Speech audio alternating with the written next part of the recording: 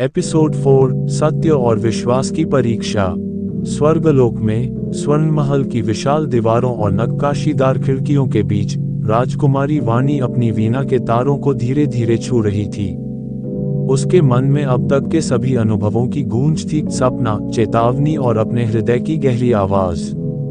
उसे पता था कि केवल बाहरी शक्ति ही नहीं, बल्कि विश्वास और सत्य की परीक्षा भी आ रही है। वह खिड़की से बाहर निहारती है और दूर क्षितिज पर आर्यमित्र और यमद्रथ के छोटे छोटे संघर्ष की छायाएं देखती है। उसके दिल में हल्की घबराहट है, पर एक स्थिर साहस भी जाग रहा है, जैसे ये समय न केवल तीनों राजकुमारों का, बल्कि उसके अपने धैर्य और विवेक का भी परीक्षण है। धरती पर आर्यमित्र अपनी सेना के साथ आगे बढ़ता है। उसे पता है कि पहली लड़ाई जीतने के बावजूद असली परीक्षा अब शुरू होने वाली है। घने जंगल में अचानक वह एक रहस्यमयी द्वार पर पहुंचता है। ये वही द्वार है जिसे तपस्वी ऋषिराज ने उसे निर्देशित किया था। द्वार के पीछे एक आत्मिक चुनौती छुपी है। उसे अपने सबसे बड़े भय, अपने भीतर की असुरक्षा और कमजोरियों का सामना करना होगा। उसे यह समझना है कि तलवार और शक्ति के बिना कोई युद्ध पूरी तरह से नहीं जीता जा सकता। आर्यमित्र ने गहरी सांस ली, अपने हृदय में शिव की ध्वनि सुनी और कहा, सत्य का सामना करना केवल वीरता नहीं, बल्कि आत्मा की शक्ति है। मैं अपनी कमजोरी को स्वीकार करूंगा, तभी मैं योग्य बन पाऊंगा। जैसे ही उसने द्वार पार किया, उसे एक प्रकाश की झलक मिली और उसके भीतर एक गहरी शांति का अनुभव हुआ, जिसने उसे अगली लड़ाई के लिए सशक्त कर दिया। उधर नरक के यमद्रथ भी अपने भीतर की परीक्षा का सामना कर रहा था। तपस्वी का सामना करते हुए उसे अपने क्रोध, अहंकार और नकारात्मक भावनाओं के सामने खड़ा होना पड़ा।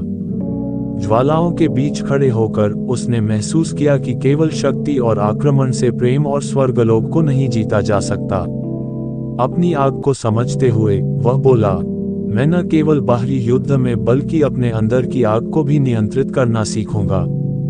तभी मैं वाणी के योग्य बन सकता हूँ। उसका चेहरा कठोर था, पर आंखों में नई स्पष्टता और आत्मज्ञान की चमक थी। स्वर्गलोक में राजकुमारी वाणी अपने सपनों और वास्तविकताओं के बीच संतुलन बनाने की कोशिश कर रही थी।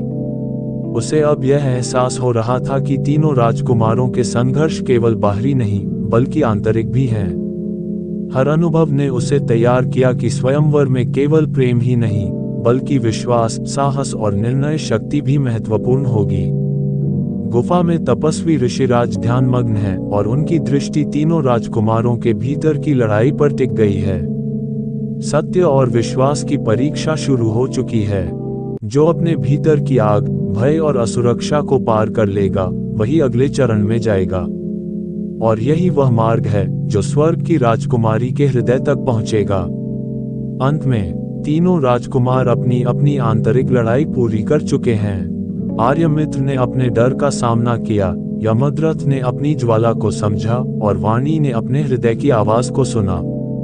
अब कहानी अगले स्तर पर बढ़ने वाली है। पहली बाहरी लड़ाई और सत्य की अगली परीक्षा, जो दर्शकों के रोमांच और उत्साह को और बढ़ा देगी।